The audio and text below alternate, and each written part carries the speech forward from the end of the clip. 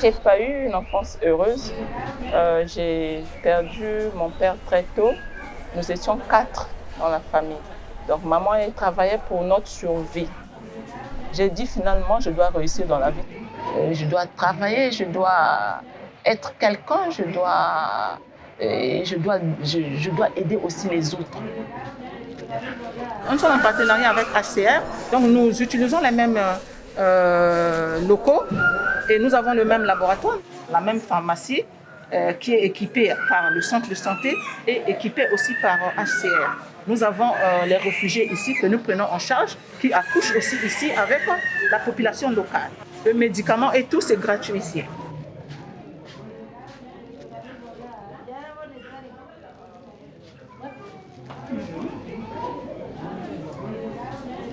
Dans mon centre de santé, j'ai personnel qualifié, j'ai un plateau technique adéquat. Si on me donne main forte, si on m'appuie, le centre peut être développé et peut prendre en charge toute urgence sanitaire. Et j'ai voulu que ça soit transformé en centre de référence. Voilà, c'est ça ma vision. Ici, pendant la Covid, c'était trop lourd. Le premier cas au Sénégal, ça vient d'Engor. Nous vivons en communauté, avec la promiscuité. Tout ça là, c'était trop lourd en fait. Ça a impacté sur la santé.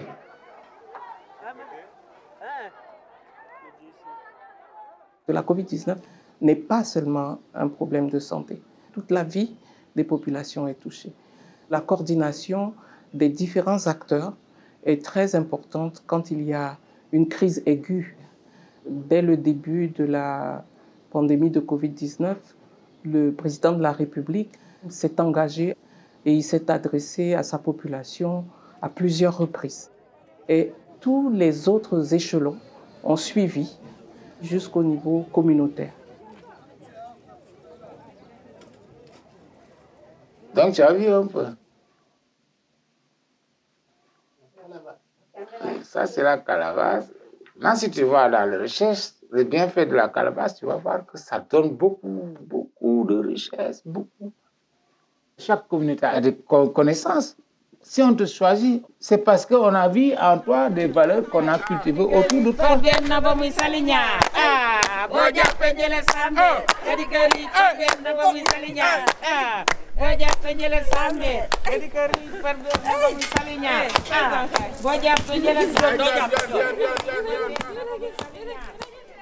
Si je prenais cette voie, je pourrais parler de l'annonce en frappant le tambour.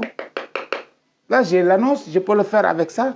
Mais si j'ai mon tambour pour faire le talent, qui doit annoncer, qui doit parler, quand il doit parler, quand, où, et connaître de ce que doit ressortir comme des messages. Donc, ce n'est pas n'importe qui doit pouvoir parler. Et si tu ne fais pas attention, tu risques de casser la communauté. Si tu rates, tu as vu ce que je veux dire? Tu rates tout, tu risques de casser la communauté.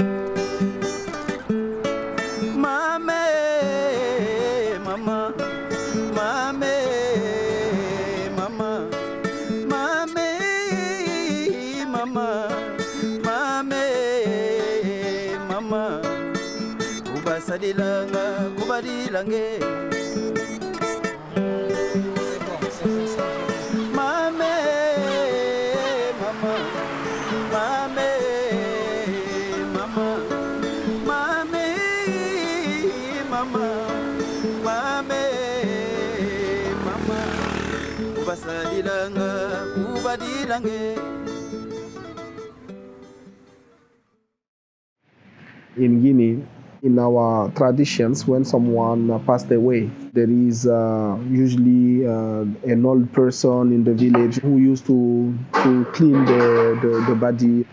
So I'm still seeing the image of the old man shaking with the hand shaking, not because he was old, just imagine putting a glove, someone who has never put like surgical gloves. How can we make them ready, at least for them, for every corpse that they clean in their washing, they take those precautions. You need to put a mask because you don't know sometimes what have been the reasons. So again, today there is a new Ebola case, confirmed case in DRC. We have to think about all of these different dimensions.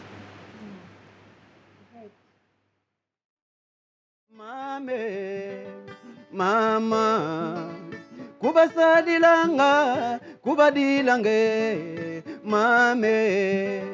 mama, bakobalelu bakini bakomba, he bakomba, bakombalelu bakini bakomba, he makomba, mame. We are faced with emergencies on an unprecedented scale. COVID is just one of them, but every week, just to cite here in the regional office, we are faced with 3 to 4 acute emergencies. In addition to that, we have lots of protracted emergencies, so disease outbreaks, humanitarian crises, so many different settings that are impacting lives. En Afrique, 90% des urgences sanitaires sont des épidémies. Donc, le niveau de résilience de l'Afrique, il est par définition et historiquement beaucoup plus élevé que partout ailleurs au monde. Si vous prenez même d'autres continents, l'Europe, bien sûr, l'Europe a été touchée par la peste à l'époque, etc. Mais on a perdu cette capacité à répondre aux épidémies. Ici, on ne l'a jamais perdu. Emergencies is our thing. Ebola outbreaks, Lassa fever, new cholera outbreak, humanitarian situation in South Sudan, in northern east of Nigeria, in the Sahel, some of the major cyclones in Mozambique. So we handled all of those things. So we have learned a lot,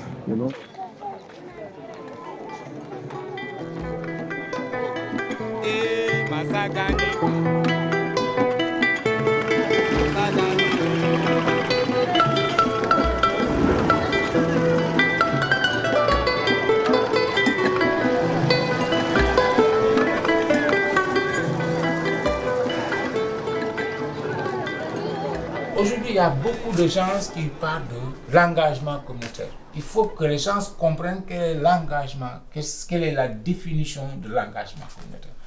L'engagement communautaire est un élément, la participation communautaire est un élément. Souvent, les gens confondent l'engagement des communautés, de la communauté et la participation de la communauté. Si la communauté s'engage à combattre quelque chose, personne ne peut la freiner. Mais si on demande la participation, je peux participer à un moment et je vais relâcher. Tu vois ce que je veux dire? Mais l'engagement, c'est d'en finir avec ça. Ou c'est se soulever, c'est de pousser cette montagne qui me permet de pouvoir dire, ok, c'est la force, c'est mes connaissances, c'est mes richesses, c'est tout, avec tous les outils que je vais prendre pour apporter ma contribution à ce que, pour faire bouger cette activité. Aujourd'hui, quand je dis que la communauté a beaucoup de richesses, combien d'outils que j'ai présentés ici? 1, 2, 3, 4, 5, 6, et je n'en finis pas, j'en ai beaucoup d'outils pour susciter l'engagement des communautés. On dit qu'il y a l'implication de la communauté dans les instances de décision. Si on est en période de crise, l'acteur communautaire qui est connu, que la population reconnaît depuis des années, qui est là en train de faire des activités de prévention, si on ne l'implique pas, c'est déjà un problème. Mais l'implication, c'est un élément. L'autre aspect, c'est de le renforcer. Mais être impliqué et tu n'es pas écouté, c'est un autre élément. Oui, venez, vous êtes à la table de réunion, on va parler. Tu viens, tu donnes tes mots. Même si tu n'es pas considéré, tu es autour de cette table, est-ce que réellement, au sortir de cette réunion, tu vas t'engager? Non. Si l'écoute, aujourd'hui, l'écoute, tu viens au niveau de Bengor, et 80% des populations du Sénégal se retrouvent à Dakar.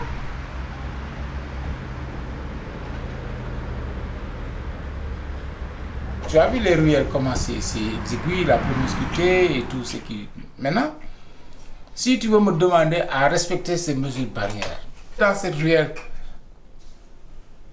donc quelles sont les orientations que les scientifiques devraient regarder en période de crise pour dire que c'est comme ça qu'il faut, vous, par rapport à votre communauté?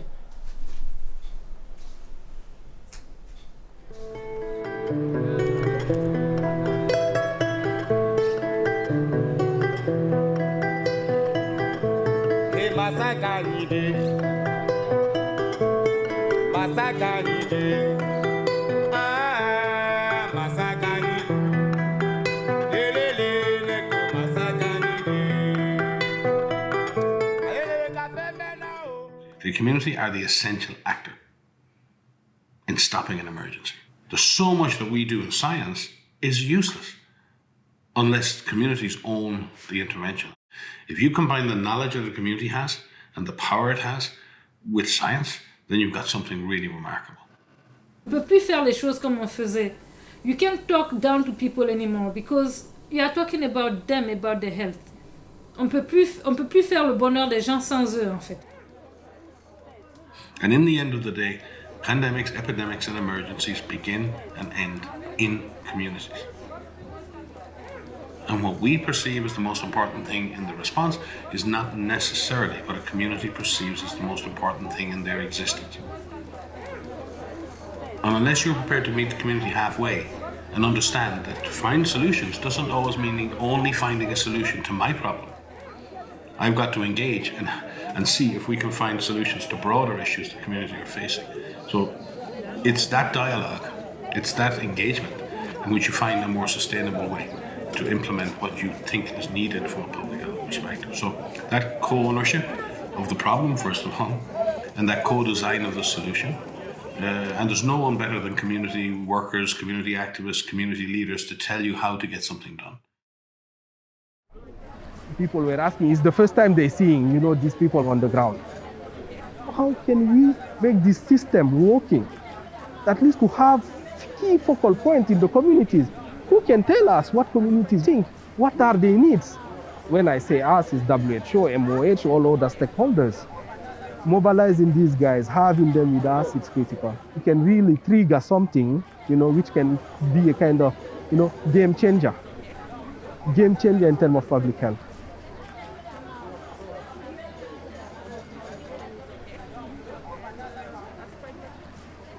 Si on réussit à motiver de manière pérenne l'agent de santé communautaire, nous allons avoir des résultats extraordinaires. Parce que le technicien, il est dans le bureau, mais c'est l'agent de santé communautaire qui est dans la communauté chaque minute, chaque seconde, et que c'est lui qui devait être plus motivé. There is really a necessity for integrating community-based intervention into the formal health system. With all of the energy, with the necessary support, I'm pretty sure we can make a difference.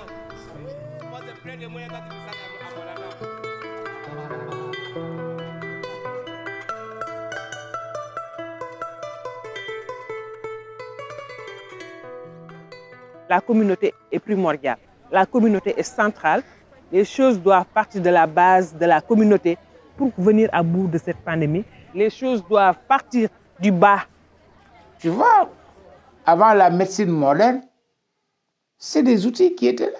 Mais à part maintenant, on pourra scientifiquement les aider. Mais combien de personnes aujourd'hui font recours à la médecine traditionnelle? Si on regarde les données sanitaires, 80% des populations, avant d'arriver au niveau des circuits sanitaires, ils sont partis faire recours à ces trucs. Dans le quartier qu'on est, c'est pas tout le monde qui a l'argent pour se soigner. Les vieux, ils vont chercher les médecines traditionnelles. Ils vont partir chercher un marabout.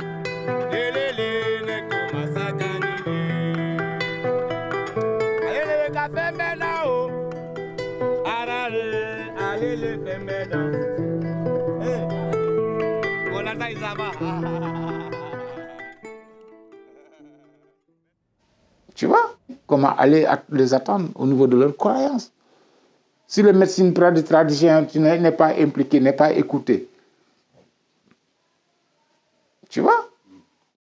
Les marabouts jouent un rôle extrêmement important.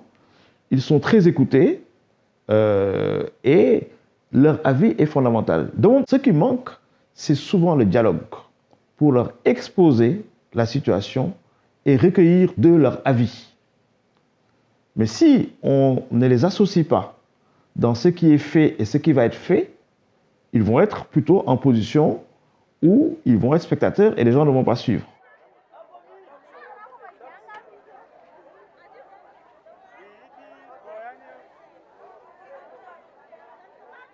La communication, elle est très importante dans une pandémie.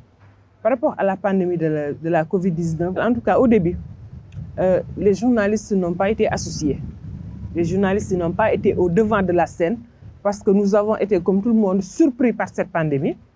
Et puis, au début, il y avait une certaine rétention dans l'information. Il y avait beaucoup de rumeurs. Et ces rumeurs ont été dissipées grâce à la communication. La gestion des rumeurs, c'était une question primordiale. Si vous laissez les rumeurs venir avant l'explication, vous créez vous-même votre propre malheur. Ce n'est pas des rumeurs, c'est comment on a construit les stratégies. Parce qu'il ne faut jamais oublier qu'on est en période de crise et une riposte, c'est une question d'urgence en fait. Donc la crise, elle est là devant nous, boum. Bon, qu'est-ce qu'il faut faire? Il faut faire appel à toute la communauté, les scientifiques, les connaisseurs, les communautés, les populations, chacun apporte sa touche et puis qu'on puisse avancer. Mais si tu veux dire, ok, il faut s'enfermer, élaborer les outils de communication, des affiches, imprimer, les techniques, quelles sont les cibles, et tout ça là, ça va nous prendre du temps. On est en période de crise d'urgence. Élaborer des supports, des affiches, combien de milliards, pour aller en faire une réponse. Et après, tu vas l'afficher où? Pendant que Betty n'a pas de quoi manger, il n'a pas le temps de regarder l'affiche. Pendant que Bétir, qui est pauvre, qui n'a même pas la télé devant lui, et tu dis que tu vas passer la communication sur les risques. Mais il ne va pas. Tu veux lui parler de la Covid à travers les radios. Ils ne savent pas. C'est ça notre problème.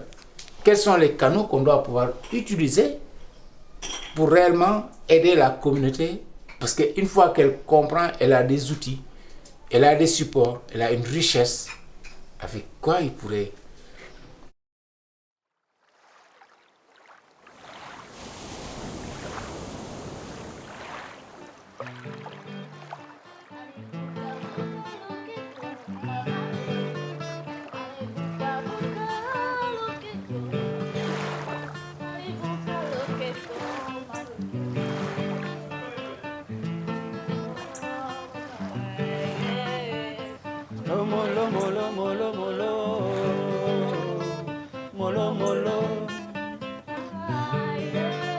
What actually leads to change, is the acceptance and the behavior change within the individuals and within the communities. And how do they do that? They will do it if they understand, if they perceive that it's important, and if the message is coming, from on a basis of trust.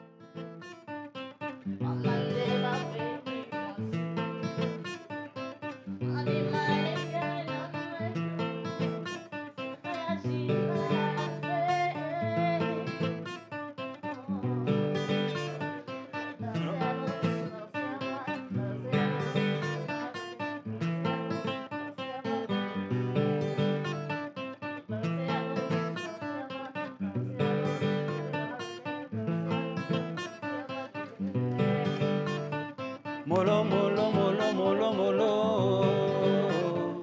Molo, molo. I'm wondering what type of knowledge do we have, for engaging people. How can we get there? The community component of the work that we're doing to about bringing the community dimension of the health system. Then not to have a health system which will start at the health facility level, but at the community level.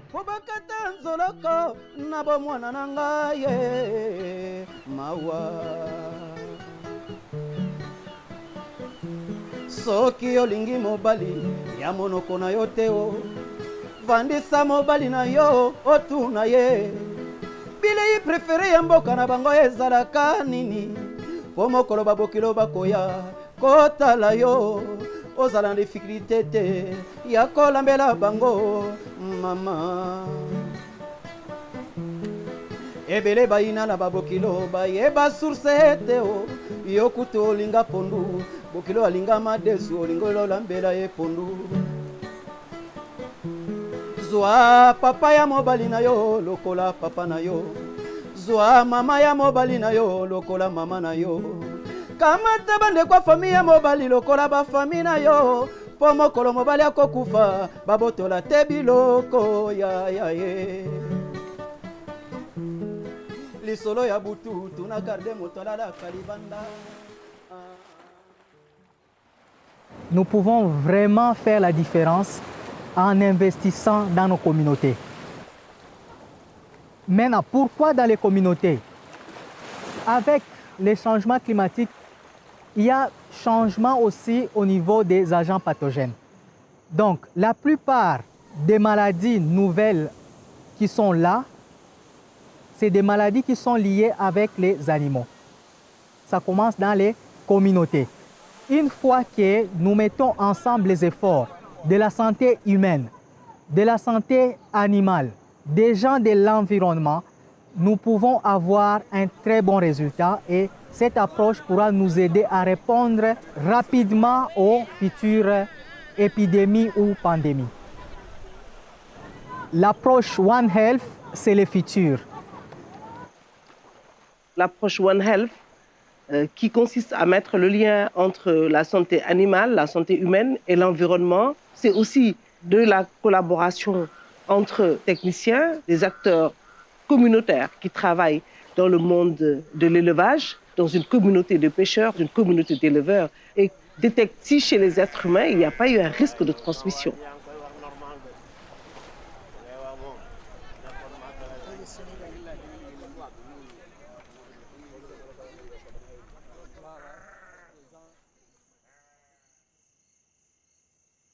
La leçon que nous tirons de la pandémie, c'est que tous les systèmes de santé n'ont pas été résilients face à la pandémie. J'ai peur que nous vivons encore d'autres drames sociaux, d'autres pandémies. Donc, nous suggérons que l'OMS, qui est le leadership du développement sanitaire mondial, puisse discuter avec les pays comment faire que tous les systèmes soient résilients dans le cadre des districts sanitaires, avec la participation de la population, la participation communautaire. It's been a journey of learning and the linkage with the authorities is important, and it's also key that the communities are involved right from the planning process. So planning for what is needed in the communities, planning for how you will deliver those interventions, how you will monitor, how you will give feedback. You need to have them engaged all through the process. So that has been a lesson for us.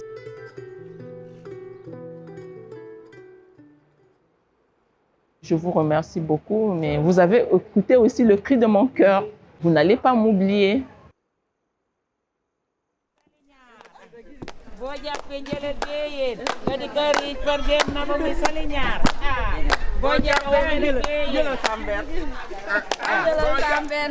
Jelo samber. Gadi kari pergem nama misali nyar. Boja penjele samber. Gadi kari pergem nama misali nyar. Boja penjele samber. Gadi kari pergem nama misali nyar. Boja penjele samber.